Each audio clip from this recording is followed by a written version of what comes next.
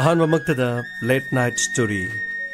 सामग मरफु तरागनी थोइसुब तांग ताबिरिब सिंबुजेम सैगुरजमना तरामनुक चबगलोना नाइकोंग नोना खुरुमजरी ममांगदा सदोक चखिबा इचा चौब ngaइखिनि हाइबा तांकक अदुगी मखा ताब सरुंगनि चामग मरफु तरागनी थोइसुब तांकक त संदोकजरी अहन तांकक त ताबिख्रे याइमगी पुंची मरेन याइमगी मचानुपा थोइबगी पुंची मरेन अमरोमदा थंबा नुमित अदुदा मचानुपाबु स्कूलदा ममा थंबालना मचाबु उखिबदा ममित्तगी मपी ताब मखै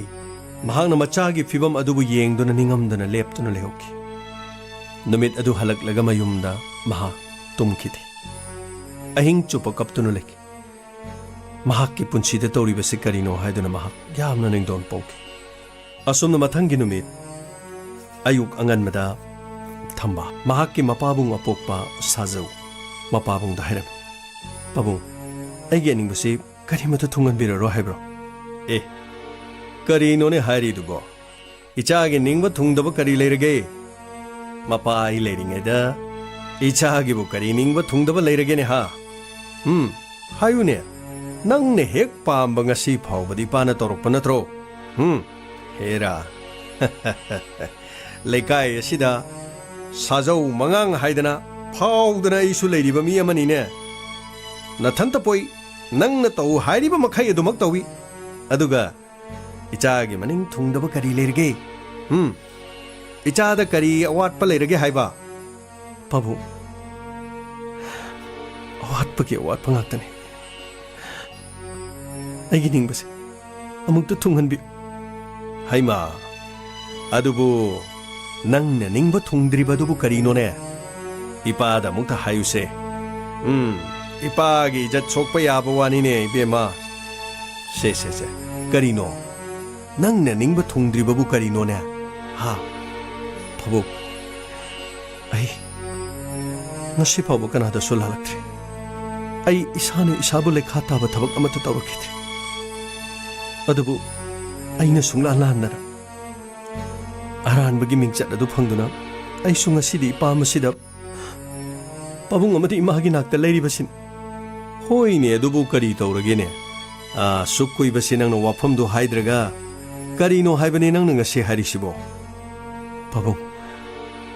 अैबु युमसिदि इराल सिजनदुना तयामना अैबु मिंगचत थिनेननबगिदमा लेखाइ मियाम ममांगदा अैबु खोंगोइनादुना युमसिदा तांथोरखिबने हाइमा अदुगी वाफमदुना होंगना निंगसिंगलिदुबु करिगिनो हाइबने मानदि करिनो मोबाइल दना खोई नहागे हौनबी करी करिनो मेसेज थानई हाइब्रा करिनो मदुदगिनि हाइदना नखोई ngangnei हाइदाइने अैनदि नंगोंदा फना हाइबने नमाना सुनंगोंदा फना थेमी नंगना मायादे नोमनिनी लेजसनु हुमनी लेजसनु असुम खलमबदगी हौजिकति हौखिबदा चही 9 फारगलेने करिनो हाइबनिने नंगना मुख हाइबा पामलिबसिबो होई पाबु मतमदो अैना मेसेज मरु मपांग खरा मेसेज चुमना तगी थानाबन अै नुंगाई याफबि इमुंग अमदगी मखे सेमदुना होरुक अैना सुते अमबु नुंसिखिबने नुंसिबदुना महाक मखुत्ता लुपा अमा थोक्तब माबु अैगी पुरोइबनि खन्ना अै मागी मयुमदुदा लेरक होय अै केजा मौजरकपना युम अमगी नुपी ओइबदा मतिक चादबि अमा ओरमदि अदुबु अैगिसु संगले अैगिसु तिनबा मरु मपांग के मरुम ले मखोइगी इचमचमना मोबाइल दा वाही खरा हाइनबदुबु मदुना मरम ओरगा पुंसी सुपगी अैबु युम अदुदा लेबे यारोय हाइदुना थे हमनैबु तांथोरकिबन नुमिददो निंगसिंगलुरगा नुंसिख्रब इचादो अैना नुंसिदबु सादुना मीना सिंगनबा यादबगी हौनबि अखांग कनबि ओइदना थमोय असे नुंगदगी हेना कनसिनदुना पिकलिबि इचादो अैना हुंतोकलम अैसु खंगनबा पामे नुपी अमना अंगांगु मतौ करमना सेनै हाइबदो अै खंगनबा पामकी अदुबु पाबु मागी माइकैदगिसु ngasi फावबु युम असिदा अैबु कौबदि लाक्तेदना इकाई के हुंतोकतुना अैना पाबुंग खंगनदना खयारक चतकी अदुबु युम असिदा मोहना खोंगुल ताबि यारो ओक्तबि नुपिनी नुपाना हाके आगा अरुण बलि चचतपिनी ꯃꯇꯝ ꯑꯁꯤꯒꯤ ꯃꯣꯕꯥꯏꯜ ꯄꯥꯏꯕꯤ ꯃꯑꯣꯡ ꯋꯥꯍꯩꯁꯤꯡ ꯑꯁꯤ ꯍꯥꯏꯗꯨꯅ ꯑꯩꯕꯨ ꯑꯩꯒꯤ ꯅꯥꯀꯣꯡ ꯌꯧꯅꯅꯅꯕꯒꯤꯗꯃꯛ ꯇꯠꯇꯅ ꯑꯩꯉꯣꯟꯗ ꯆꯩꯅꯥ ꯑꯁꯤ ꯃꯍꯥꯛꯅ ꯄꯤꯔꯛꯈꯤꯕꯅꯤ ꯑꯩ ꯈꯔ ꯂꯩꯔꯒ ꯑꯃꯨꯛ ꯀꯥꯎꯊꯣꯛꯈꯤ ꯑꯗꯨꯕꯨ ꯃꯍꯥꯛꯀꯤ ꯋꯥꯍꯩꯗꯨ ꯇꯥꯔꯨꯔꯒ ꯁꯥꯎꯅꯤꯡꯕꯗꯒꯤ ꯃꯇꯝ ꯈꯔ ꯑꯃꯨꯛ ꯁꯥꯡꯊꯈꯤ ꯑꯗꯨꯕꯨ ꯄꯥꯕꯨꯡ ꯑꯁꯨꯝꯅ ꯑꯁꯨꯝ ꯍꯧꯈꯤꯕꯅ ꯉꯁꯤꯗꯤ ꯏꯆꯥꯗꯣ ꯑꯩꯅ ꯊꯥꯗꯣꯔꯛꯄ ꯃꯇꯝ ꯌꯥꯝꯅ ꯀꯨꯏꯔꯦ ꯏꯆꯥꯗꯨꯒꯤ ꯃꯥꯏꯊꯣꯡꯗꯣ ꯑꯩ ꯎꯕ ꯉꯝꯗ꯭ꯔꯤ ꯄꯥꯕꯨꯡ ꯊꯣꯏꯕꯕꯨ ꯌꯨꯝ ꯑꯁꯤꯗ ꯄꯨꯔꯛꯇꯨꯅ ꯑꯩꯒꯤ ꯏꯅꯥꯛꯇ ꯊꯝꯕꯤꯌꯨ ꯑꯦ ꯃꯗꯨꯒꯤ ꯑꯣꯏꯔꯦ ꯑꯩꯗꯤ ꯅꯍꯥꯟꯅ ꯉꯜꯂꯤꯉꯩꯗ ꯑꯗꯨꯝ ꯍꯥꯏꯕꯅꯤ ꯑꯉꯥꯡ ꯑꯗꯨ ꯂꯧꯔꯨꯆꯣ ꯃꯄꯥꯗꯨ ꯌꯨ ꯊꯛꯇꯅ ꯊꯕꯛ ꯁꯨꯅꯤꯡꯗꯕꯒꯤ ꯍꯧꯅꯕꯤ ꯍꯥꯏꯔꯨꯔꯒꯅ ꯀꯟꯅꯔꯤꯡ ꯁꯥꯕ ꯑꯗꯨꯒ ꯃꯊꯧꯅꯥꯗꯤ ꯂꯩꯇꯅ ꯑꯉꯥꯡ ꯑꯗꯨꯒꯤ ꯃꯄꯨꯟꯁꯤꯗꯨ ꯃꯥꯡꯉꯅꯤ ꯍꯥꯏꯗꯅ ꯑꯩꯅ ꯅꯉꯣꯟꯗ ꯀꯌꯥꯔꯛ ꯍꯟꯅ ꯍꯥꯏꯕ ꯅꯠꯇ꯭ꯔꯣ ꯅꯪꯅꯗꯤ ꯈꯪꯍꯟꯈꯤꯗꯧꯔꯤꯕꯅꯤ ꯍꯥ ꯆꯍꯤ ꯀꯌꯥꯅꯣ ꯍꯧꯈ꯭ꯔꯤꯁꯦ ꯑꯗꯨꯕꯨ ꯍꯧꯖꯤꯛꯁꯨ ꯁꯥꯖꯧ ꯑꯩꯒꯤ ꯇꯤꯛ ꯀꯔꯤꯃꯇ ꯍꯟꯗ꯭ꯔꯤ ꯑꯩꯅ ꯇꯧꯒꯦ ꯈꯟꯈꯤꯕ ꯊꯕꯛꯇ ꯉꯁꯤ ꯐꯥꯎꯕ ꯉꯝꯗꯕ ꯂꯩꯇꯦ ꯌꯦꯡꯕ ꯇꯥꯔꯦꯗꯅ ꯃꯗꯨꯒꯤꯗꯃꯛꯇꯕꯨ ꯑꯩꯒꯤ ꯏꯆꯥꯅꯕꯨ ꯃꯤꯠꯇꯒꯤ ꯄꯤꯔꯥꯡ ꯁꯤꯟꯊꯕ ꯍꯧꯅꯕ꯭ꯔꯣ ꯁꯦ ꯇꯩꯊꯣꯛ ꯅꯥꯄꯤꯗꯨ ꯇꯩꯊꯣꯛꯅꯦ ꯑꯍꯥꯟꯕꯗ ꯊꯦꯝꯃꯒ ꯍꯥꯏꯕ ꯇꯥꯔꯦꯗꯅ ꯑꯩ ꯌꯥꯏꯃꯕꯨ ꯎꯅꯕ ꯆꯠꯄ ꯇꯥꯏ ꯃꯗꯨꯗ ꯌꯥꯅꯔꯕꯗꯤꯅꯦ ꯉꯁꯤꯃꯛ ꯅꯆꯥꯅꯨꯄꯥꯗꯣ ꯑꯩꯅ ꯄꯨꯗꯨꯅ ꯂꯥꯛꯀꯅꯤꯀꯣ ꯄꯥꯕꯨꯡ ꯃꯍꯥꯛꯅ ꯇꯔꯥꯏ ꯃꯆꯥꯗꯨ ꯄꯤꯔꯛꯀꯅꯤ ꯍꯥꯏꯕ ꯊꯥꯖꯗꯦ ꯑꯩꯅꯁꯨ ꯃꯥꯕꯨ ꯀꯧꯕ ꯉꯥꯏꯔꯛꯈꯤꯕꯅꯤ ꯍꯧꯖꯤꯛꯇꯤ ꯃꯍꯥꯛꯀꯤ ꯄꯨꯟꯁꯤꯁꯨ ꯂꯣꯏꯔꯦ ꯃꯍꯥꯛꯅ ꯑꯩꯕꯨ ꯑꯃꯨꯛ ꯀꯧꯔꯛꯂꯔꯣꯏ ꯃꯍꯥꯛꯅ ꯀꯧꯔꯛꯄ ꯉꯥꯏꯔꯤꯉꯩꯗ ꯏꯆꯥꯅꯨꯄꯥꯒꯤ ꯄꯨꯟꯁꯤꯗꯣ ꯂꯣꯏꯕꯅ ꯍꯥꯜꯂꯅꯤ ꯄꯥꯕꯨꯡ ꯊꯣꯏꯕꯕꯨ ꯑꯩꯒꯤ ꯏꯅꯥꯛꯇ ꯂꯩꯃꯤꯟꯅꯅꯕ ꯄꯥꯕꯨꯡꯅ ꯑꯃꯨꯛꯇ ꯁꯤꯟꯕꯤꯌꯨ ꯌꯥꯔꯦ ꯑꯩ ꯉꯁꯤꯃꯛ ꯆꯠꯅꯅꯕ ꯍꯣꯠꯅꯈꯤ ꯑꯁꯨꯝꯅ ꯁꯥꯖꯧ ꯈꯨꯡꯒꯪꯗ ꯂꯥꯛꯈꯤ ꯑꯃꯗꯤ ꯌꯥꯏꯃꯒꯤ ꯌꯨꯝꯗ ꯆꯪꯂꯛꯈꯤ ꯌꯨꯝꯁꯤꯕꯨ ꯀꯅꯥ ꯂꯩꯒꯦ ꯀꯅꯥꯃꯠꯇ ꯂꯩꯇ ꯃꯥꯜꯂꯦꯅꯦ ꯑꯁ ꯂꯣꯏꯔꯦꯗꯅ ꯌꯨꯝꯁꯦ ꯃꯅꯤꯡ ꯃꯌꯥꯁꯤꯅ ꯇꯧꯔꯤꯕ ꯁꯣꯡꯂꯤꯕ ꯃꯣꯡꯁꯣꯡ ꯑꯁ ꯁꯥ ꯀꯩ ꯆꯪꯗꯅꯕꯨ ꯂꯣꯏꯕ ꯇꯥꯔꯦꯅꯦ ꯇꯧꯔꯤꯁꯦ ꯀꯔꯝꯕ ꯌꯨꯝꯕꯥꯜ ꯀꯩꯕꯥꯜꯅꯣꯅꯦ ꯇꯧꯔꯤꯁꯤꯕꯣ ꯑꯁꯨꯛ ꯀꯨꯏꯔꯕ ꯃꯇꯝꯁꯦ ꯏꯆꯥꯅꯨꯄꯤꯒꯤ ꯈꯟꯗꯅ ꯅꯣꯡꯃꯇꯁꯨ ꯑꯩꯅ ꯆꯠꯀꯦ ꯍꯥꯏꯕꯗꯤ ꯏꯆꯥꯅꯨꯄꯤꯅ ꯌꯥꯗꯕ ꯑꯁ ꯌꯨꯝꯁꯤꯁꯨ ꯃꯅꯤꯡ ꯊꯪꯕ ꯁꯔꯨꯛꯁꯤꯗꯤ ꯃꯊꯛ ꯇꯪꯈꯥꯏ ꯑꯃ ꯌꯥꯎꯗ꯭ꯔꯦꯗꯅ ꯇꯧꯔꯤꯁꯦ ꯃꯁꯤꯗꯩꯗ ꯏꯁꯨ ꯅꯨꯄꯥꯗꯨꯅ ꯂꯩꯔꯝꯒꯗꯕꯗꯨ ꯑꯁ ꯀꯅꯥ ꯑꯣ ꯄꯥꯕꯨꯡ ꯑꯩꯕꯨꯗꯤ ꯃꯁꯛ ꯈꯪꯂꯤꯗꯅ ꯍꯨꯏ ꯄꯥꯕꯨꯡ ꯀꯥꯈꯠꯄꯤꯔꯣ ꯁꯤꯗ ꯂꯩꯖꯔꯦ ꯌꯥꯔꯦ ꯑꯩ ꯅꯪꯒꯤ ꯌꯨꯝ ꯑꯁꯤꯗ ꯑꯩ ꯐꯝꯒꯗꯕꯒ ꯑꯩ ꯇꯟꯕ ꯐꯥꯎꯏꯅꯦ ꯅꯪꯒꯤ ꯌꯨꯝꯕꯥꯟꯁꯤꯕꯨ ꯇꯧꯔꯤꯁꯤꯕꯨ ꯀꯔꯤꯅꯣꯅꯦ ꯌꯥꯏꯃ 시부 미에마나 빠나리부 윤반도라네. 어bun거리 마땅기 낭부 유가이도부 턱바 또브로 미나 하이베데디 앙아오 페이가 짭 마나레 유 턱다나 도막레이 나사 시수 낭나 까리임때 갱산드레 레까이 미암시는 강너리시부 낭부 까리임때 다드로 어붕 와펌두부 파리세 앙앙도 디크라이사 그래 앙앙도 마삭 엄청 예닝만이네 아이와 마 하이게세 하우 키바나 하우 크라수 하우직티네 와 마카타 나다나바 낭기슈 윤발 개반시 시드기 카직당 퍼가나 바하이다레네 앙앙도 비범 얌나 짜드레 마마기 마낙타 아이 카라 탐마게네 아두가 낭기슈 앙앙아시 호나버기다막 낭노 와자바 마얌도 수능원도 꼬머니다나 아두가 시 पैसा खरानिसे 시 पैसा लो 루파 10,000 시시나 नफी नरोनगादु सिन्दन खोतना नुंगाइना नंग लेनब होनौने कदाय अंगांगदु कौथोरकसे से पैसा से पायुसे पाबुंग पैसादुगी ओरगदि इङोंदा पिबिरमनु यामदि हारिब्रो यामदि हारगना सेने खरा हापकेने सेने पाबुंग होइगे होंनबि मी अचौबना मचाबु मी ओइना खनबदो अइङोंदा तोबिरकनु अइनि ngasi लेलिबा पुन्सिसे मसि कनाना लेलनमनु मसि कनाना लेलनमनु हाइबदो पाबुंग सु मुना खनबियो आई असुमना लेरमनाथि अइगी युमसिना लेरिबा मो अइगी इचाना लेरिबा फिबम मदुदा पाबुंगी करिसु हक लेति अइना पाबुंगबु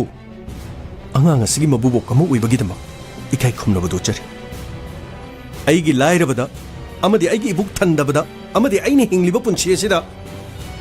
पाबुंगना अइबु सिंगनबिरकनु अइ यु थक्लम मी अमनाथि अइना करिगिदमक यु थकिबनो अइनि इमुंग सिदा मतौ करमना लेरमे अइना होगजिना करमना लेलि मसि कनाना थोन अइसु पाबुंग इचा चावबा गाइरिबा खोंफमना खजिक सोइख्रबसु इसागिदमक खलगा हक्चांगी सिंगली असिदा इ मरिक अमा चेलिबा फावबदि इचाना मी ओइद्रिबा फाव सेमगदि कनागुम अमत्तगी मरन मथुम अइगी इचागी सिंगलीदा इ मरिक अमा फाव चेललोय मदुगिदमक ओरबदि पाबुंग मफम से थादोक्तुना चप्पीबा यारगनि अइने खनमदुनिने नोइगी हौनबि नतिक नपादि चादना न सोंग फलगा ngang ne दुनिने न थौना दु थगली मदुगी खोंफम दो ngasiदगी मतम खरगी ममांगदा लेरमलबदि इचा नुपीदुसु युम मसिदा टेक्ता कायदना लेरमगनि फरे फरे नंगने याद्रबनिना येंग तारेदना कनाना ngami हाबदो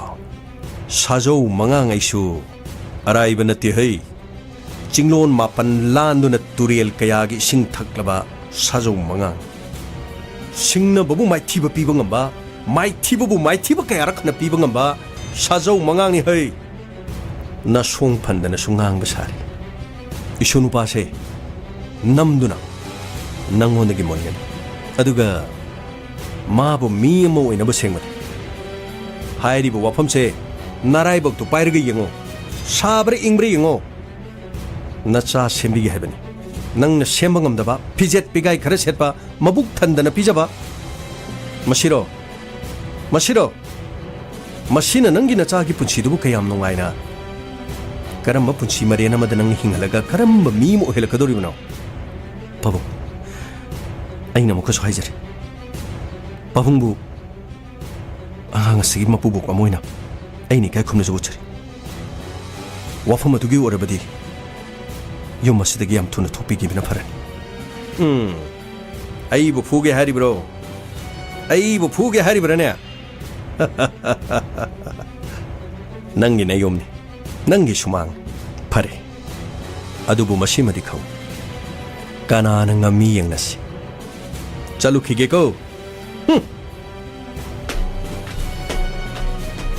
कयादु उसित्तबा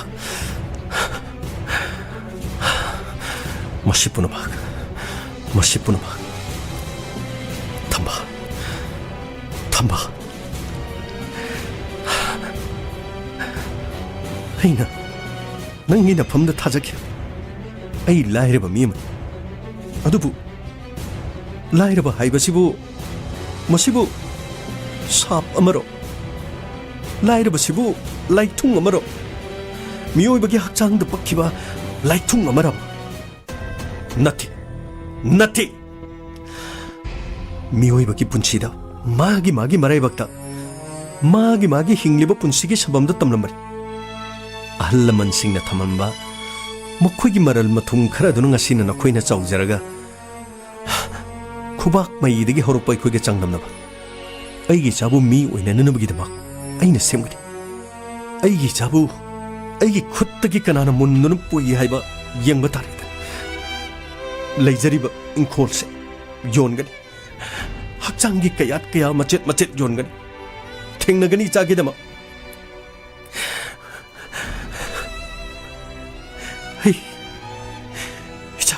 힘기근 이자 소방가 있긴 바보 그나노 하직 라미도 바보 투이바 그나수 나띠다 바보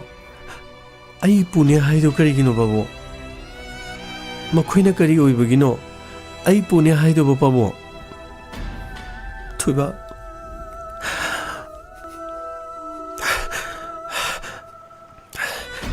लाक्लमनिबदो नंगी नमा थमालगी अपोकपने हाइबदी नंगिसु नबुबो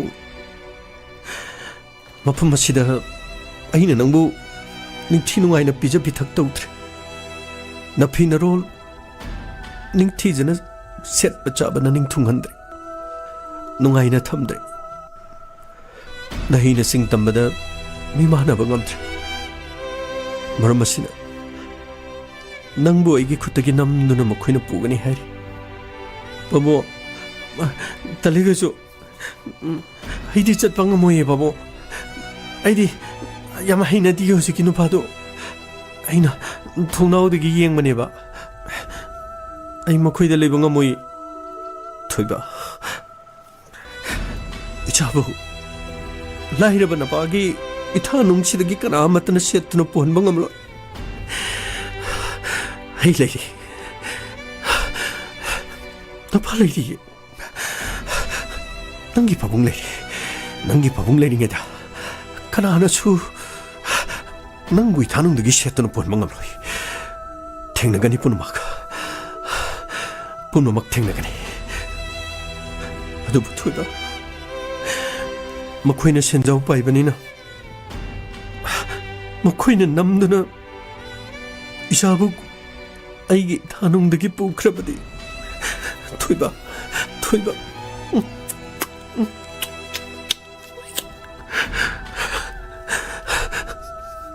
पाबुंदी कनागा हांगबि युमसिदा कनागा लेहोगनि पाबुंगने हिंलिबसे नंगी मंगलांदने अइगी चाथोइबना चौरकपने नंगारिबसे नंबो मी अमु ओइबतुनि अदुबु अइगी थमोइदा करिगी चिंगना फाउरि बाबू मखोइना पुगने हाइदो अइदी तल्लेबा अइने इमागी मसकाइदो अमतो उनिंगद्रेबा बाबू अइ पाबुंगी मसक्तगी हेना इमागी मसक अमतो उनिंगद्रेबा बाबू अइना इमा मसक फजबरा अखोइ इमागी फोटो लेबरा अइना हंगबदो बाबू अइ पाबुंगा काइनगदबो ओइरदि बाबू अइ इमागी मसक अमतो खंजनिंगद्रे बाबू अइ मोइगी युमदा चटपा तले बाबू थोइबा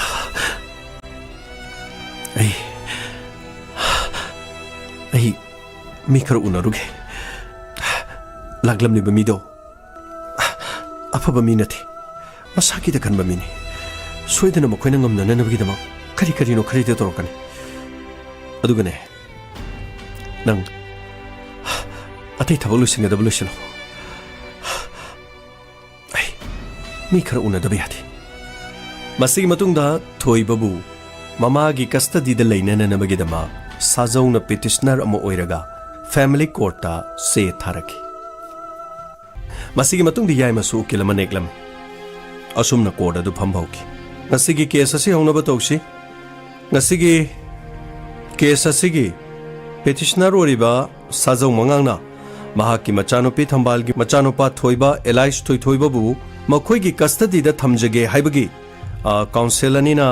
case asi chathaba yaragani ahanmada petitioner gi maikaidagi case asi chathaba hoba yare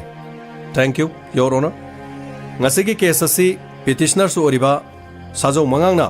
mahaki machanopi thambalgi machanupa thoiba elias thoibabu mahaki custody da thamjage haiba adugumba wafam aduni ngasigi laglibasi thoiba minor age amu oibaga loinana ngasigi lagliba case ase Guardian and Ward Act 1890 ki section 25 ki makhada case ase laksabani. I object, Your Honor. Order. Case ase hobudang airi hane hekte yetuna horabadi, Your Honor. Masibu case ase karamna sathagadoribano. Yani petitioner ki makaida chathabiyodum. Thank you, Your Honor. Hindu Minority and Guardian Act 1956 ki matungina thoiba Elias thoiba hairibasi mabubok amadi mahakki hek poksabi mama thambal da sinabiu haibasini. Masigi maramdi thoiba hariba angang asi mahakki mapa yaimaga leminariba mong asi aduki matik fibam chadre. Nongmagi suba nongma ngamdabana mahak matam punumakti yu thaktuna leibana masabu ningthijana yengsinba ngamdre masagi tungi punsida khudong thiningai ama oire. Masi khakta natana chaba thakpa watpa amadi maning thungdaba angang ama oirakpana mamai thangda asigumba angang asina crime tauba haibasi soidana tai. Angang asigi punchibu kanbo oina Hindu Minority and Guardian Act 1956 ki matung ina mama oiriba thambalda amadi mabubok sajaugi custody da angang asi sinabiu haibasini. I objection, Your Honor. Hindu Minority and Guardian Act 1956 ki matung ina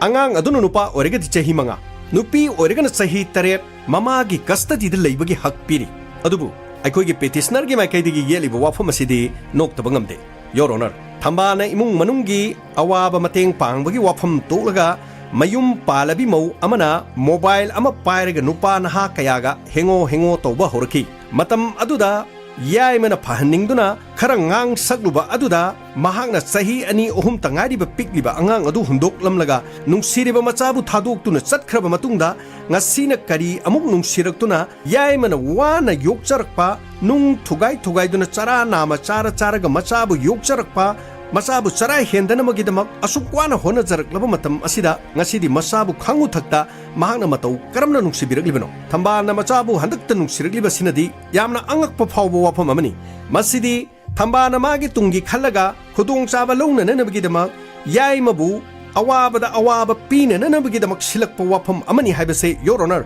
ngasigi case asida thamjaningi thoibabu mahakki heka popo yaimaga leminaba haibasina khwaidagi thoibagi apabu oigani. Your Honor, I objection, Your Honor. Order. Hausi amuk petitioner gi makaida ngasagi makam da chathabiu. Thank you, Your Honor. Khwaidagi nonginglibadi ngasigi case asida paibiriba aigi defense ki aigi marumna yaimagi punsibu mayek sengna takpikre. Yamna wana chara hendaba haibu wafam. Chara nama charaga machabu yoi nung thugairaga machabu yoi haibu wafam amakak hausing hakki mamangda aigi marumna panbikre. Your Honor, nupi mau amana mobile paibe yade haibagi ek natraga rule kadai da leibage leirabadi madugi rule do aigi marumna puthupi yagani. Mobile thoktringaida mau kaya mangkhibagi wafam kya lei khabar kagas kaya da mau ama mangkhre haibasi mobile thoktringegi matamda kaya ama thokhi. Mobile tholoklaba matungdagi mau mangba khaknate mobile thoktringegi mau sing adumak mangnare e. Mobile di ngasidagi chahi kharagi mamangda tholokpani adubu mau mangbadi ngasidagi chahi kaya masing langamdabadagi mangle. Sana lebaktadi chahi khara tabungairi mobile lakhibadi adubu. Your Honor, thambaldi mangkhiba mau amanate maru mapanga ngahaktang wari sanaba message thanaba photo thanababu masina aranbu oirabadi nupa singna makhoi gi maru mapang singa amadi makhoi ga khangnaba singa message thanariba Facebook ta post tawriba kayada like tawriba amadi Facebook ta post tawriba kaya adudi. Your Honor, nupa amadi nupi anigi right managadabani haiba prithibhi asida kholaw kaya lauringe gi cherak asida nupi na tauba ngaktana yengsinduna leirabadi nupi gi thakti. Your Honor, adumak hanthana leiba tabani. Nupi da thingliba adugumna nupa da thingbagi eksu leite. Nupa amana tawriba thabaktu mahakki imung kaidaba loinana nupi amana tawriba thabaktu su mahakki nupa ga leinariba mari aduda akaibo oidrabadi karisu kaidabra haiba wafamsini. Your Honor, thoiba nomagi mabuk thanna chaba phangdraba amadi mafi marul setpada maning makha tamdraba adugumba angang amani.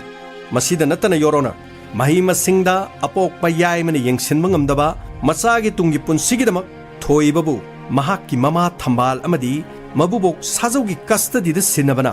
khwaidagi afaba oigani haibasini. Tasenamak thoibagi yumlai kari thoibagi punsi mahing lekai na mayak sengna khangnaraba wafamni. Your Honor, masina angang asigi tungi punsigidamak khalaga हारिबा अपोक्पी ममा थंबाल अमदी मबुबोक साजौदा सिनबसिना ख्वाइदगी मतिक चाबा जजमेंट अमा ओइगनी खली योर ऑनर असुमना कोर्ट मथंग मथंग अवाई अखुम तौनखी अदुबु नुमित अदुदा राय ताबा ngamdabadagi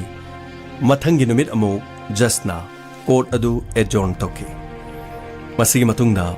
याइमा अमदी महाकी उकिल दुगो नरमे मरो केस असिबु करम तौगदोरिगी अस याइमा केस खर लुरीने मसागी लेजरिबा आइनददी नंगना चुम्पमदि थोई अंगांग असि नुपा होरगना चही मंगा नुपी होरगना चही तरे ममागी कस्टडीदा लेगदबन अदुबु मतम मदुददी महाना येंगसिंद्रे हौजिना नंगना योगलगा सिगुम्बा फिबमसिदा लाकांदा नंगोंदा मु ताक्सलिबा काउंटर लाइसे नंगना यु थक्तनु ले नंग सेन थोक्ते अंगांग असि चरा हेले mahi masing tamada amadi afaba school da ming chanduru mahi masing taman mangamti chaba thakpada maning thungti nangi yumlai kare madu punamak tu yengoro kanda case ase makoina kharangam lablai maru ai gi yum inkhol chi yolaba su yonki nati yema adugi wanati case ase hauji angang asigi mawng matau di yengobada hauji angang asigi phibam nangi phibam amadi mama amadi mabubu ki yengnarubada angang sege tungi safagadabase mama amadi mapuna khare helap lei adubu ai somta khanakige khari toba yage haido ai su yankige maru egi leri bingholse maru ki mingda pa hisase ai gi khutagidi makuina namdona setunu pon bikil yema adumaina su khangano yengkise mathangi numit ama leri dana numit asida koi kari oigadu gedu khanaminasi मरुप खर फनबदी होनबियुको फरे दुदी आई चलुकी अमरोमदा थंबा अबो मथंगी नुमिना मुग लेप्रिसिबो court की रायदा मखोइना ngमखरबदी थोइबबु एगी नाक्ता बाबुंगना सिनबो ngमरोइको थंबा इपाना होनरिबसि माइ थीबा हुना देने हे आइनो होनरिबदु यंगोने case ते खोइने इंगमदा ngमलबनिने मसी नोमनी दंगारेदना मधुद court रायदो खोगी माइकैदा दुम पिरकलगदबन नचा नुपा थोइथोइबदो युम मसीद सानागदोरबनिने मसीदगिदी मनिंग तमना मही तमननबा मदगी मफी मरो सेट चाननबा मपु साजौ वैना इशुगिदमक लैबा हौरबनिने करीम तो वारोनो से हौखरबदी हौखरेदना अइना पैसा खर पीगे अंगांग अदु इरेम लेम नेंगोंद सिनो हाइबदु यारबदी मरन मथुमदु तिंगोइदौनी केस असिगिदमक उकिल अमा नेकपा हाइबसे पैसा तिंगदोरिबनिने करी ओइगदोरिबा साजौ एंगोंद सिंगनरबदी ngasi फावबदा कनामतना अफबो ओइखिद्रि साजौ ओइदि चंगजरबदी ngak पीबो ngakतनी से मधुगीदमक्तने नुंगदोन पोमरुनु ngairasi नौमनी ngaइरेदना अमरोमद याइमा महाकी अमनब युम अदुगी मांगोल फमदुना नुमिदा हौखिबा पुंसी मतेक अमा निंगसिंगलके लो सोना लेरी लो करी येंगुइनो फसद्रा अइदी नखोइगी खुंगंगदा लेबा नखोइगी लाइकोल से वाव अइदी ngawri क्या फजरीनो अखोइगी सहरददी असिगुमा गार्डन से मत लेतबा लेरबसु खुसेमगी गार्डन ओइबा खुसेमगी हाइबसिगा प्रकृति की फजबा हाइबसिगा खेनबा यमना लेको अदुबदी प्रकृति की फजबा हाइनरिनी कैनो फजबदी नखोइगी सहरदा लेबना दुम हेलिदा नतिबा तेमा आइबा नुंसिब्रा नुंसिना याम नुंसि हाइजननो नुंसिबा मानदे क्याम नुंसि अमता हायोबा कैनो क्याम नुंसि कमाय हायो हाइनो ꯈꯪꯗꯦ ꯀꯌꯥꯝ ꯅꯨꯡꯁꯤꯒꯦꯕ ꯑꯝꯇ ꯍꯥꯏꯌꯣꯕ ꯑꯗꯨꯕ꯭ꯔꯣ ꯃꯥꯂꯦꯝ ꯑꯁꯤꯗ ꯂꯩꯔꯤꯕ ꯈ꯭ꯋꯥꯏꯗꯒꯤ ꯑꯍꯦꯟꯕ ꯄꯣꯠꯁꯛ ꯀꯌꯥ ꯑꯗꯨꯗꯒꯤ ꯁꯔꯨꯛ ꯆꯥꯝꯃ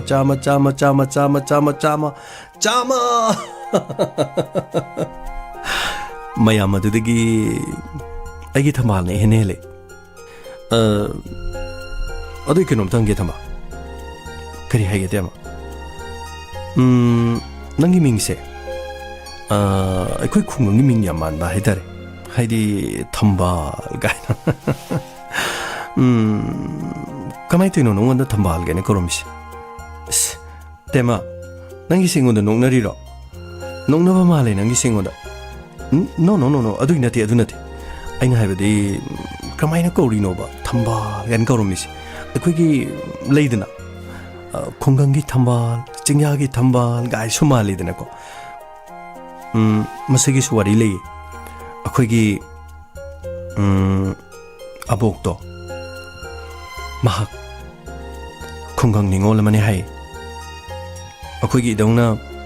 ꯈꯨꯡꯒꯪꯗ ꯂꯧꯁꯥꯜ ꯂꯧꯕ ꯂꯥꯛꯄꯗ ꯌꯥꯝꯅ ꯑꯉꯥꯡ ꯑꯣꯏꯔꯤꯉꯩꯗ ꯃꯇꯝꯗꯨꯗꯗꯤ ꯌꯥꯝ ꯉꯟꯅ ꯃꯌꯨꯝ ꯄꯥꯟꯅꯔ ꯃꯥꯜꯂꯦ ꯑꯗꯩꯗ ꯑꯩꯈꯣꯏꯒꯤ ꯑꯕꯣꯛꯇꯣ ꯑꯩꯈꯣꯏꯒꯤ ꯏꯗꯧꯅ ꯄꯨꯔꯛꯈꯤꯕꯅꯤ ꯍꯥꯏ ꯑꯗꯩꯗ ꯑꯩꯕꯨ ꯏꯍꯥꯟ ꯍꯥꯟꯅ ꯃꯁꯨ ꯅꯨꯄꯤ ꯑꯣꯏꯅ ꯐꯪꯖꯕꯗꯨꯗ ꯑꯩꯈꯣꯏꯒꯤ ꯑꯕꯣꯛꯅ ꯊꯝꯕꯥꯜ ꯍꯥꯏꯅ ꯅꯨꯡꯁꯤꯅ ꯀꯧꯔꯝꯕꯅꯤ ꯍꯥꯏ ꯑꯣ ꯑꯗꯨꯗꯤ ꯌꯥꯝ ꯅꯨꯡꯁꯤꯕ ꯋꯥꯔꯤ ꯑꯃꯅꯤꯅ ꯑꯗꯨ ꯇꯦꯃ ꯑꯩꯕꯨ ꯍꯌꯦꯡ ꯅꯪꯒꯤ ꯅꯅꯥꯛꯇ ꯂꯩꯔꯒ ꯀꯌꯥꯝ ꯂꯨꯅ ꯅꯨꯡꯁꯤꯅ ꯊꯝꯕꯤꯅꯤ ꯊꯝꯕꯥꯜ ꯅꯨꯡꯁꯤꯅꯕ ꯍꯥꯏꯕꯁꯤꯗꯤ ꯑꯃꯔꯣꯝꯗ ꯌꯥꯝꯅ ꯂꯥꯏꯕꯖꯥꯠꯅꯤ ꯑꯗꯨꯕꯨ ꯅꯨꯡꯁꯤꯅꯕ ꯍꯥꯏꯕꯁꯤꯒꯤ ꯃꯅꯨꯡꯒꯤ ꯑꯣꯏꯕ ꯍꯥꯏꯕꯗꯤ ꯍꯤꯡꯕꯒꯤ ꯃꯆꯥꯛꯁꯦ ꯃꯁꯤꯅꯤ ꯌꯥꯝꯅ ꯂꯨꯔꯤꯁꯦ ꯅꯪꯒ ꯑꯩꯒ ꯅꯨꯡꯇꯤꯒꯤ ꯋꯥꯔꯤ ꯁꯥꯟꯅꯕ ꯃꯇꯝꯗ ꯗꯅꯦ ꯑꯩ ꯀꯣꯛꯁꯦ ꯁ꯭ꯋꯥꯏ ꯂꯥꯎꯏ ꯃꯔꯝꯗꯤ ꯍꯤꯡꯕꯗ ꯄꯩꯁꯥ ꯆꯪꯉꯤ ꯍꯌꯦꯡ ꯑꯩꯅ ꯅꯪꯒꯤ ꯅꯅꯤꯡ ꯊꯨꯡꯍꯟꯕ ꯉꯝꯗ꯭ꯔꯕꯗꯤ ꯅꯪꯅ ꯑꯩꯕꯨ ꯁꯣꯏꯗꯅ ꯋꯥꯔꯧꯒꯅꯤ ꯃꯁꯤꯒꯤ ꯈꯜꯂꯨꯔꯒ ꯅꯪꯒ ꯑꯩꯒ ꯅꯨꯡꯁꯤꯅꯕꯁꯦ ꯑꯩ ꯂꯥꯞꯊꯣꯛꯂꯒꯦ ꯈꯟꯅ ꯀꯌꯥꯔꯛ ꯑꯩꯒꯤ ꯄꯨꯛꯅꯤꯡꯗ ꯐꯥꯎꯈꯤ ꯑꯗꯨꯕꯨ ꯀꯔꯤꯁꯨ ꯂꯩꯇꯕ ꯑꯩꯒꯨꯝꯕ ꯑꯃꯕꯨ ꯅꯪꯅ ꯅꯨꯡꯁꯤꯕꯤꯕ ꯑꯩꯕꯨ ꯏꯀꯥꯏ ꯈꯨꯝꯅꯕꯤꯕ ꯃꯁꯤꯒꯤ ꯈꯜꯂꯨꯔꯒꯅ ꯅꯪꯁꯦ ꯍꯦꯛꯇ ꯅꯨꯡꯁꯤꯔꯛꯄ ꯏꯁ ꯇꯦꯃ ꯅꯪꯁꯦ ꯅꯔꯧ ꯌꯥꯝꯅ ꯂꯩ ꯅꯪꯒꯤ ꯋꯥꯗꯣ ꯑꯩꯕꯨ ꯅꯨꯡꯁꯤꯕ ꯃꯥꯜꯂꯛꯇꯦ ꯑꯩꯒꯤꯗꯤ ꯅꯪꯒꯤ ꯅꯅꯥꯛꯇ ꯂꯩꯔꯒ ꯂꯣꯏꯔꯦ ꯂꯥꯏꯔꯕ ꯏꯅꯥꯛ ꯈꯨꯟꯕ ꯍꯥꯏꯕꯗꯨꯗꯤ ꯁꯨꯔ ꯅꯣꯝꯃꯒ ꯇꯥꯜꯂꯒ ꯑꯗꯨꯝ ꯐꯔꯛꯀꯗꯧꯕ ꯅꯠꯇ꯭ꯔꯣ ꯁꯨꯔꯒ ꯂꯣꯏꯔꯦ ꯇꯥꯜꯂꯒ ꯂꯣꯏꯔꯦ ꯅꯪꯒ ꯍꯦꯛꯇ ꯋꯥꯔꯤ ꯁꯥꯟꯅꯕꯁꯦ ꯂꯥꯏꯔꯕ ꯏꯅꯥꯛ ꯈꯨꯟꯕꯒꯤ ꯋꯥꯔꯤꯁꯦ ꯍꯦꯛꯇ ꯄꯨꯁꯤꯜꯂꯛꯑꯦ ꯑꯩꯗꯤ ꯌꯥꯝꯅ ꯇꯜꯂꯦ ꯊꯝꯕꯥꯜ ꯋꯥꯐꯝ ꯑꯗꯨ ꯑꯩꯅ ꯄꯨꯁꯤꯜꯂꯛꯂꯤꯁꯦ ꯃꯁꯤꯒꯤ ꯃꯔꯝ ꯁꯣꯏꯗꯅ ꯂꯩꯒꯅꯤ ꯃꯔꯝꯗꯤ ꯑꯋꯥꯠ ꯑꯄꯥ ꯂꯩꯇ꯭ꯔꯕꯗꯤ ꯃꯇꯝ ꯄꯨꯝꯅꯃꯛꯇ ꯑꯗꯨꯃꯛ ꯅꯨꯡꯁꯤꯅꯗꯨꯅ ꯂꯩ ꯑꯋꯥꯠ ꯑꯄꯥ ꯂꯩꯔꯛꯄ ꯃꯇꯝꯗꯗꯤ ꯃꯥꯏꯊꯣꯡꯁꯤꯡꯗꯣ ꯑꯃꯒ ꯑꯃꯒ ꯌꯦꯡꯅꯕ ꯉꯝꯗꯦ ꯍꯩ ꯑꯍꯜ ꯑꯃꯅ ꯍꯥꯏꯕꯅꯤ ꯌꯥꯝꯅ ꯄꯥꯈꯠꯂꯦ ꯑꯩꯅ ꯑꯁꯨꯛ ꯅꯨꯡꯁꯤꯖꯕꯤ ꯅꯪꯁꯦ ꯑꯩꯉꯣꯟꯗꯒꯤ ꯂꯥꯞꯅ ꯂꯩꯈ꯭ꯔꯕꯗꯤ ꯑꯩꯉꯣꯟꯗꯒꯤ ꯂꯥꯞꯅ ꯆꯠꯈꯤꯗꯨꯅ ꯑꯇꯣꯞꯄ ꯀꯅꯥꯒꯤ ꯑꯣꯏꯈ꯭ꯔꯕꯗꯤ ꯍꯥꯏꯗꯨꯅ ꯑꯩꯅ ꯋꯥꯖꯔꯤꯕꯁꯦ ꯌꯦꯡꯉꯨ ꯅꯪꯒꯤ ꯅꯈꯨꯠꯇꯨ ꯄꯤꯔꯛꯑꯣ ꯑꯩꯒꯤ ꯊꯕꯥꯛ ꯃꯄꯥꯁꯤꯗ ꯊꯝꯃꯣ ꯑꯩꯒꯤ ꯃꯤꯍꯨꯜꯁꯤ ꯇꯥꯎ ꯇꯦꯃ ꯗꯪ ꯆꯨꯡꯉꯤ ꯀꯔꯤꯒꯤꯅꯣ ꯁꯤꯕꯣ ꯌꯦꯡꯉꯨ ꯑꯩ ꯅꯪꯒ ꯀꯥꯏꯅꯕꯒꯤ ꯅꯪꯒ ꯂꯥꯞꯅꯒꯅꯤ ꯈꯟꯕꯗ ꯑꯀꯤꯕ ꯐꯥꯎꯏ ꯑꯗꯨꯕꯨ ꯃꯇꯤꯛ ꯆꯥꯗ꯭ꯔꯕ ꯑꯩꯅ ꯅꯪꯕꯨ ꯃꯇꯧ ꯀꯔꯝꯅ ꯅꯅꯤꯡ ꯊꯨꯡꯍꯟꯗꯨꯅ ꯊꯝꯕ ꯉꯝꯒꯅꯤ ꯍꯧꯖꯤꯛꯇꯤ ꯑꯩ ꯀꯔꯤꯃꯠꯇꯁꯨ ꯊꯣꯛꯇꯦ ꯑꯗꯨꯒ ꯏꯃꯥ ꯏꯄꯥꯅꯁꯨ ꯑꯩꯒꯤꯗꯃꯛ ꯀꯔꯤꯁꯨ ꯊꯝꯃꯝꯗꯦ ꯇꯦꯃ ꯌꯥꯔꯦꯕ ꯂꯥꯏꯕꯛꯇ ꯇꯝꯃꯝꯕꯅꯤ ꯅꯪꯁꯨ ꯀꯟꯅ ꯍꯧꯖꯤꯛꯅ ꯍꯩ ꯇꯝꯂꯤ ꯀꯔꯤꯅꯣ ꯍꯣꯠꯅꯕ ꯌꯥꯕ ꯍꯣꯠꯅꯔ ꯂꯣꯏꯔꯦ ꯑꯩꯈꯣꯏꯅꯁꯨ ꯑꯉꯝꯕ ꯃꯇꯦꯡ ꯄꯥꯡꯉꯒ ꯃꯤ ꯑꯃ ꯑꯣꯏꯅꯕ ꯍꯣꯠꯅꯔꯒ ꯂꯣꯏꯔꯦ ꯀꯩꯅꯣ ꯑꯁꯤꯒꯤꯕꯨ ꯋꯥꯅꯦꯅ ꯂꯥꯛꯑꯣ ꯆꯠꯁꯤꯜꯂꯛꯑꯣ ꯊꯦꯡꯈ꯭ꯔꯦ ꯑꯩ ꯑꯃꯨꯛ ꯌꯨꯝ ꯌꯧꯗꯣꯏꯅꯤ ꯊꯦꯡꯈ꯭ꯔꯅꯦꯕ ꯑꯩꯈꯣꯏ ꯄꯥꯕꯨꯡꯅꯕꯨ ꯍꯣꯔꯦꯟ ꯑꯃꯨꯛ ꯉꯥꯡꯅꯦꯕ ꯑꯁꯨꯝꯅ ꯅꯛꯅ ꯅꯨꯡꯁꯤꯅꯔꯛꯈꯤꯕ ꯅꯨꯄꯥ ꯅꯨꯄꯤ ꯑꯅꯤꯅ ꯂꯥꯞꯊꯣꯛꯅꯔꯛꯂꯕꯗ ꯌꯥꯏꯃꯅ ꯍꯧꯈꯤꯕ ꯊꯧꯗꯣꯛ ꯑꯃꯕꯨ ꯅꯤꯡꯁꯤꯡꯂꯛꯂꯝꯃꯤ ꯃꯇꯝ ꯑꯗꯨꯗ ꯃꯆꯥꯅꯨꯄꯥ ꯊꯣꯏꯕ ꯄꯥꯕꯨꯡ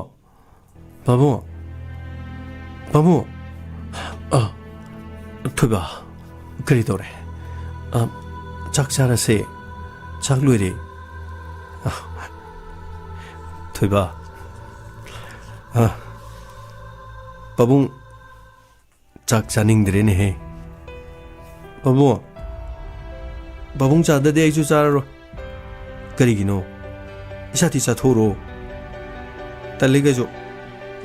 पाबुंग आई चाक अमत थोंबो गांगदे आइसिबो मखोइना नमदुना पाबुंगदगी मुल्लगा पुखिदोइरो पाबुंग थोइबा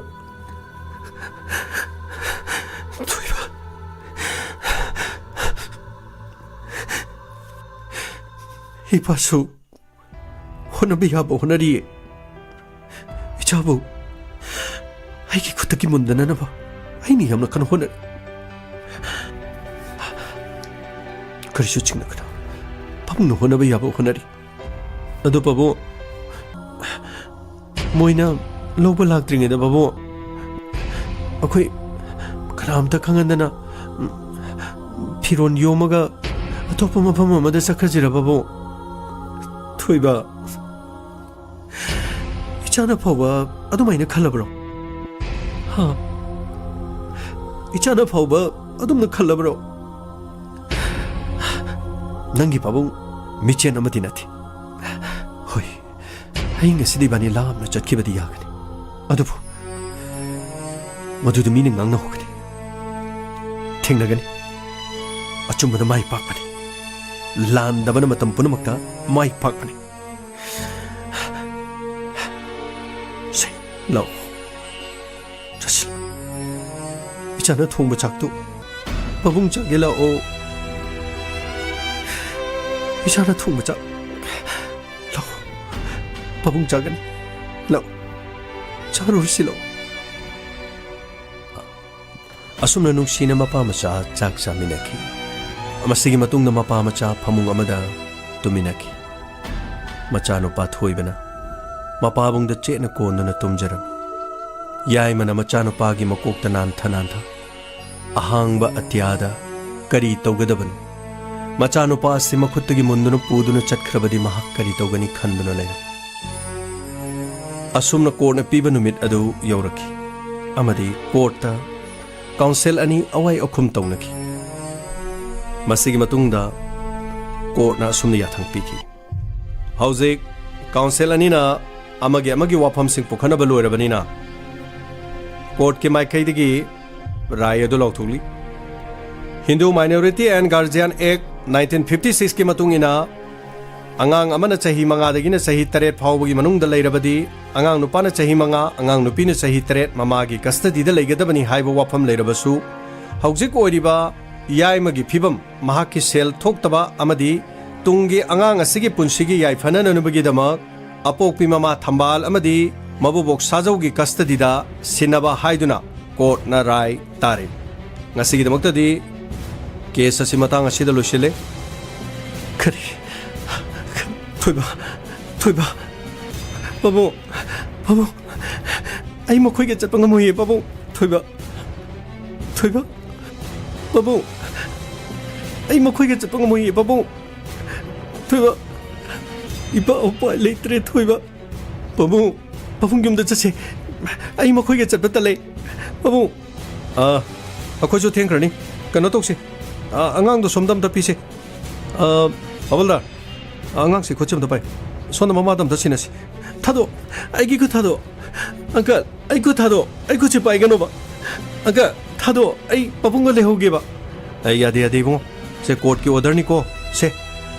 नोई ममानी नोई ममागा से नोई पुबोई मनाक तंग सी देले रदोंनी से चलो से अंगांग सिगे मखुचे पाइसंबियो थादो आई को से थादो से थादो मपा याइमसु अंगांग से सुम उरदि यारो कोर्ट सिगी मपान थोपिरो थोइबा नंग फजना लायु को थोइबा पबुंग थोगिगे पबु आई मखोइगे चपत ले पबु आई मखोइगे चपत लेबा असुमना कोर्ट अदुदा पुमलांग लांगलम याइमा अमदी थोइबगी मोंग मतौ अदुदा कोर्ट अदुदा तिनखिबा मियाम पुनमक ममितगी मपी ताखि असुमना थोइबा थंबाल अमदी साजौना पुखि अमरोमदा थंबाल यामना हराउजखि मचागिदमक मफी मरोल अहनबा कया लैखि अवात अपा लैतना पुनमक मचागी निंगबा थुंगननबगिदमक का अमदा मनिंग थुंगननबा तंगाई फदबा पोलुंग कया पिक थना थमलम ममा थंबालना अमा मुक्पि अदुबु लैरिबा पुनमक अदु थोइबना हन्ना येंगलमदे थोंनाव अमदगी मयुम माइकई पांगना ममित अदु साना येंगदुना तामलबा खुंगंग अदुगी माइकई ओंदुना ममितगी मपी सिंथदुना मपाबुंगबु कौदुना कप्तुना लैखि अमरोमदे याइमसु माकी हांगलबा मल्लबा युम अदुगी मनुंगदा कप्तुना दुमक लैखि सागी सिंग थोंगदुना चागनी थकने हाइबा करिगुम मत खंगते इमुंग अदुदा अदुमक महा उंगदुना लैखि ngahak ungduna leirurabasu machanupana pabu ai lei ha thoiba thoiba thoiba thoiba thoiba hey ai yuak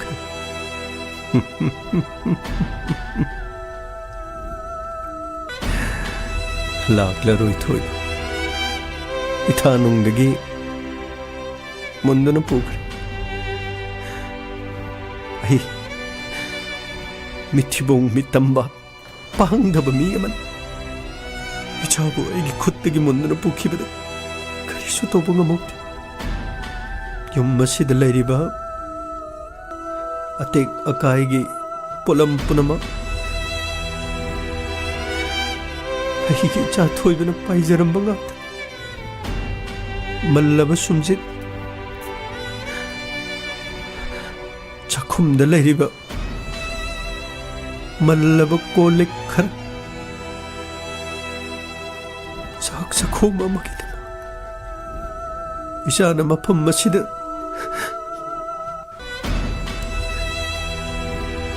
चाक अमुखना थुंगरा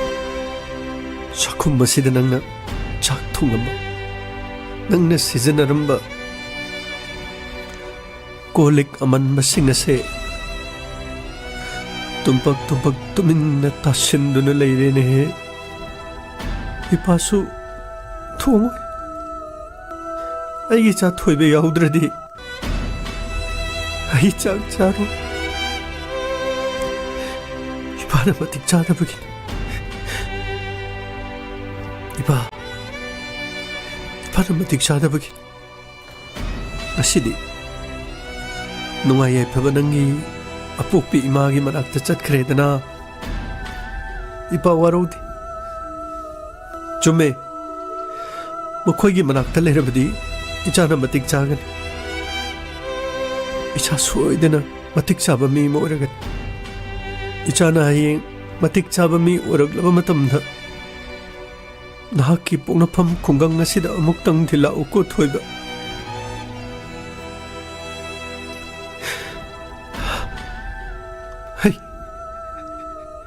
मतम मधु फाउबदी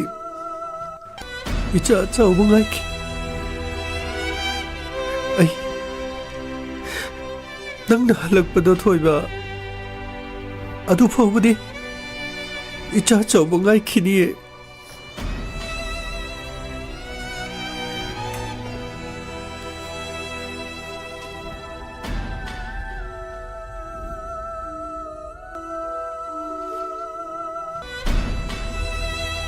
Babu,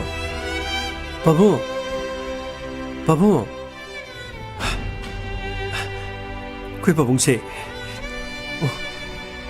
thonglun se laga leikri. Karino. Numidang sida. thonglun diyenge. Babu, Babu, Babu. Kanano aigi wakhalda ichana kaubada tahaduna leire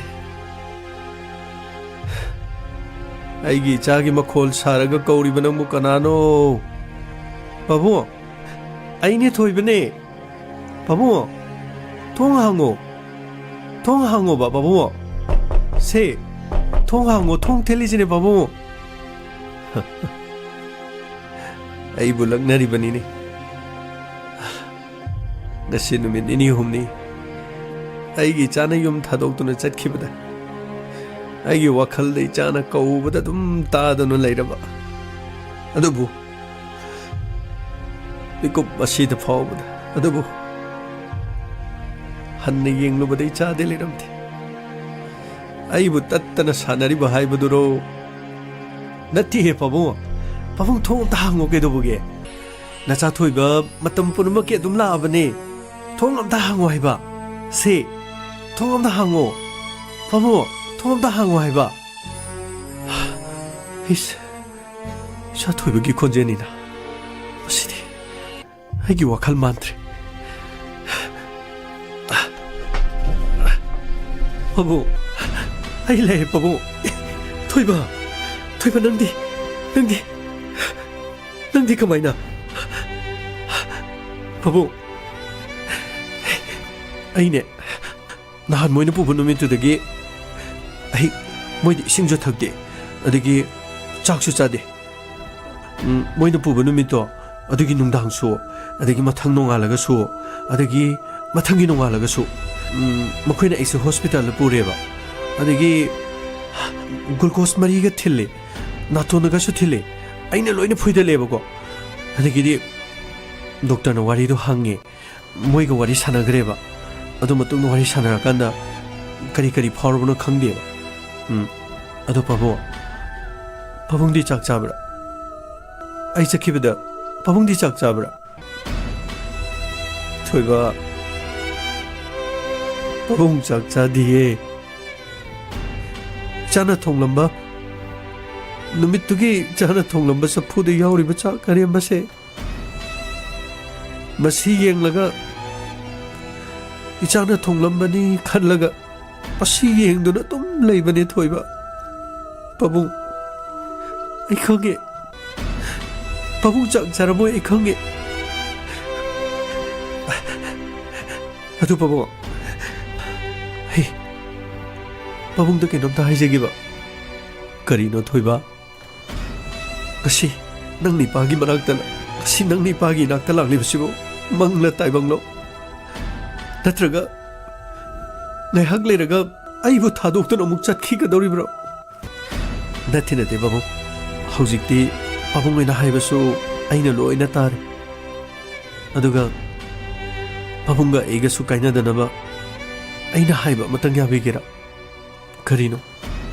ha isana karino hainingliba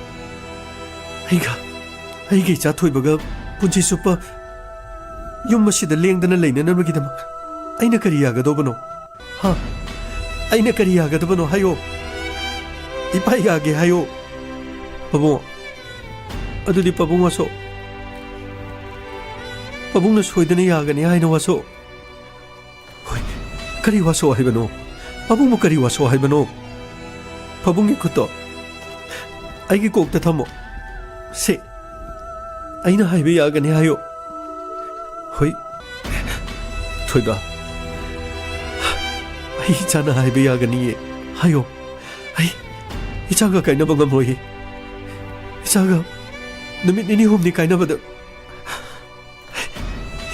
thawai ga changa kaina bagum ipagi awaba oi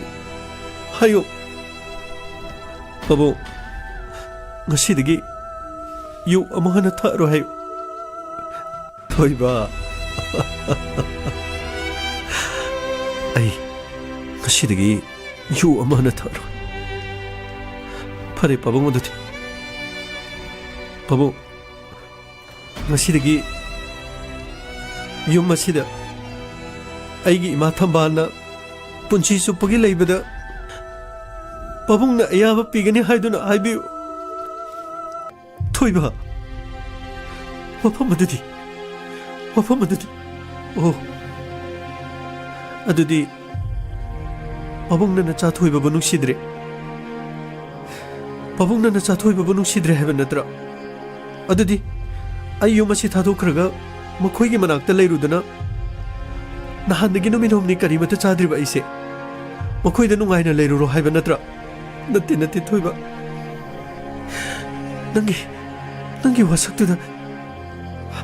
ꯃꯥꯕꯨ ꯃꯇꯧ ꯀꯔꯝꯅ? ꯇꯦꯃ, ꯑꯩꯕꯨ ꯑꯃꯨꯛꯇ ꯉꯥꯛꯄꯤꯌꯨ. ꯑꯩꯒꯤ ꯍꯧꯈꯤꯕ ꯄꯨꯟꯁꯤꯗ ꯇꯦꯃꯅ ꯍꯥꯏꯕꯗ ꯏꯟꯈꯤꯗꯕꯗꯣ ꯑꯩꯕꯨ ꯑꯃꯨꯛꯇꯪ ꯉꯥꯛꯄꯤꯌꯨ. ꯊꯣꯏꯕꯅ ꯅꯨꯃꯤꯠ ꯍꯨꯝꯅꯤ ꯀꯔꯤꯃꯠꯇ ꯆꯥꯈꯤꯗꯦ. ꯃꯍꯥꯛꯀꯤ ꯆꯀ꯭ꯔꯤꯗ ꯅꯨꯃꯤꯗꯥꯡ ꯑꯁꯤꯗ ꯃꯐꯝ ꯑꯁꯤꯗ ꯂꯥꯛꯂꯤꯕꯅꯤ. ꯉꯁꯤ ꯇꯦꯃꯗ ꯇꯧꯔꯤꯕ ꯃꯑꯣꯡꯗꯣ ꯑꯩꯒꯤ ꯏꯐꯝꯗꯁꯨ ꯊꯣꯏꯕꯅ ꯇꯧꯍꯜꯂꯕꯅꯤ. ꯇꯦꯃ,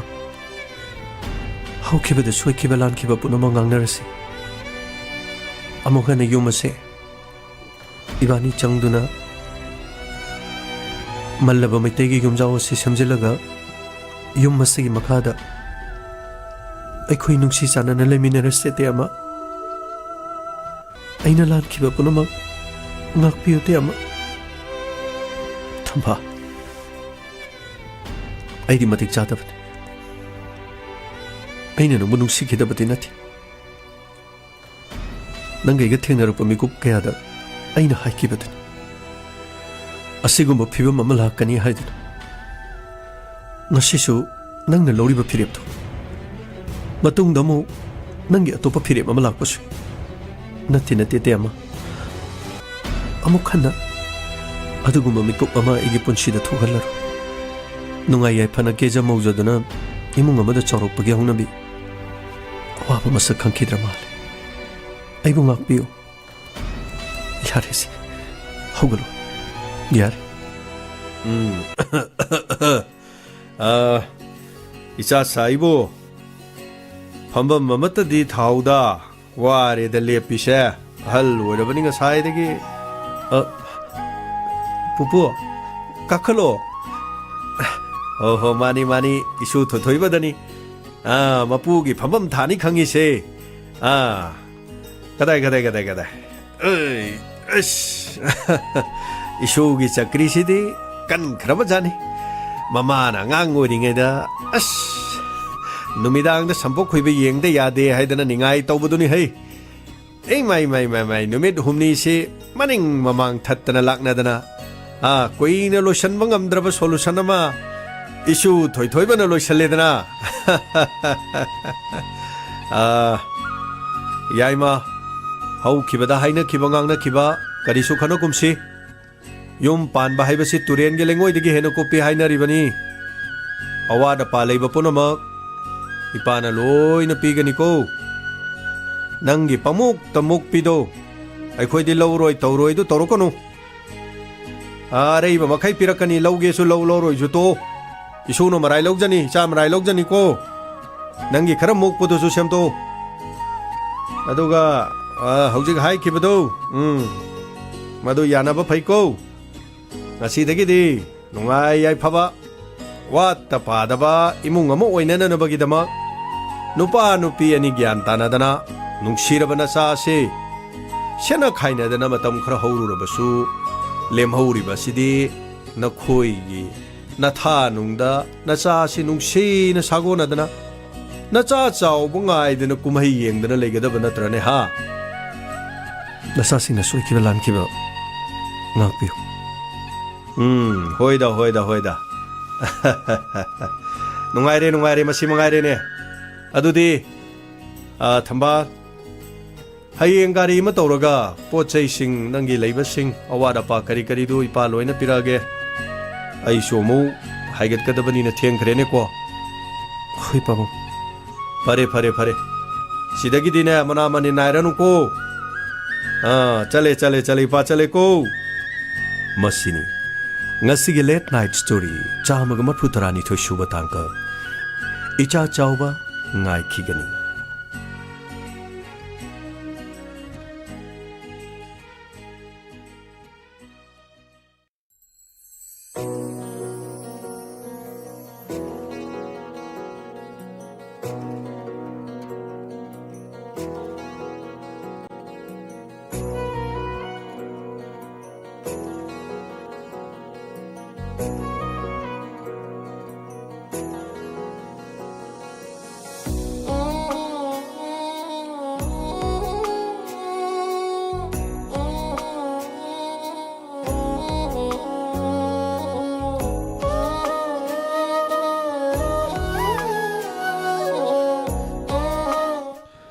Hanana Thakachari ngasi late night story chamaga marfu tarani thoi. Icha chawbangai kini. Ani suba aroyo takak mayam tukadol tam sakri. Wari si kamdo wigi mayam. Wari si yam bunungai ki.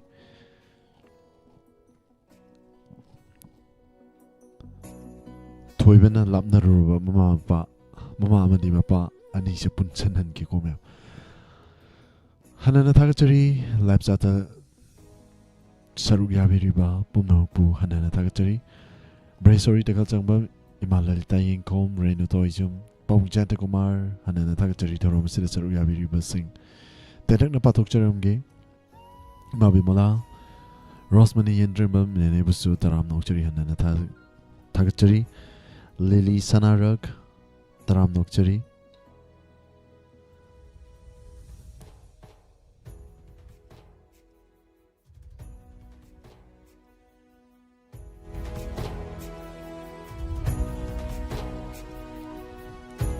Abe kang embam Laimayum Bisakha Thakachari Thorom saruk yabirakpa Lily Sanarak Imai Bempal Madam Reno Toijum Sabir Maibam Alangbung Kamala Monali O Thakachari Thorom Sida saruk yabirakpa Numak Bemhan Devi Thakachari Madam Susila Ofram Pumnapu Hanana Thakachari Alangbung Kamala Pawjanta Kumar Amukhana Thakachari Lonana Facebook ta saruk yabiriba racing busu taram nokchari Hanana Thakachari Thorom asigi makasa tazarakpada Kudol tamjagani Inspector Tiagi Ano episode mayam puna ngaminasi Kudol tamjadringagi mangoy na isay yamatang mayam na kudol tamjagay mayam puna saruk yaminasi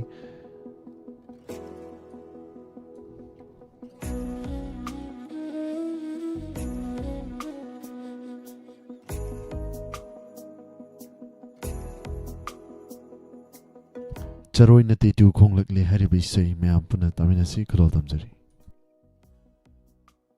Haukiba megi tang ahum English singani kunbohumdon Numit adugi thudog adubu karamna kaugani Madugi makha tarakpada Shugunu, Sero, Napat, Tangje Kunthang nariba singda khanghodana Yanakiba agreement ama thugairaga Maitek singda landaba horki Miyoi kaya ki punchi mangki Madu khaktanati yum kai lanthum kaya mang taki Adubu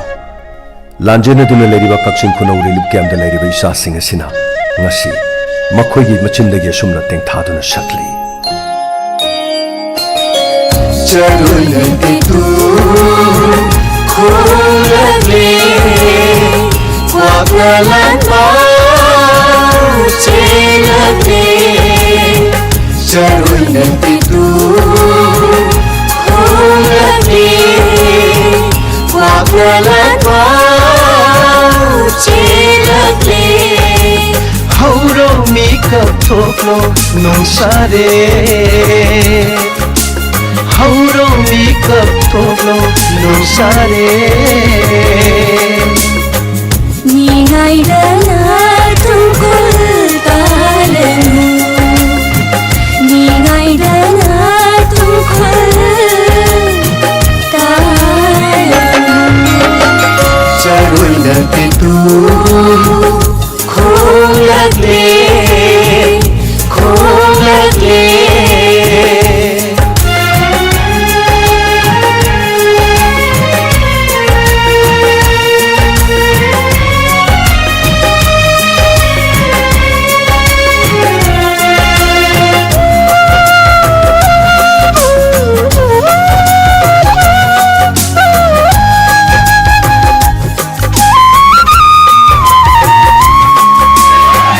Mikap mirap khona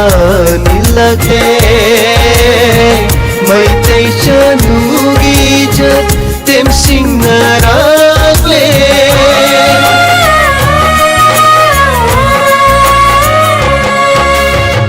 Mikap mirap khona nilage Maitai chanugi jat tem sing naragle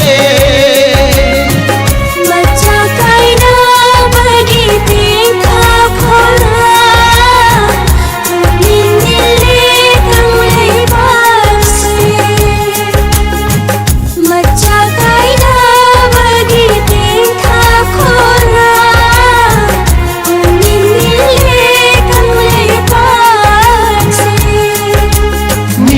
kum oire ngasidi sahin chab simgi mi hat kum oire ngasidi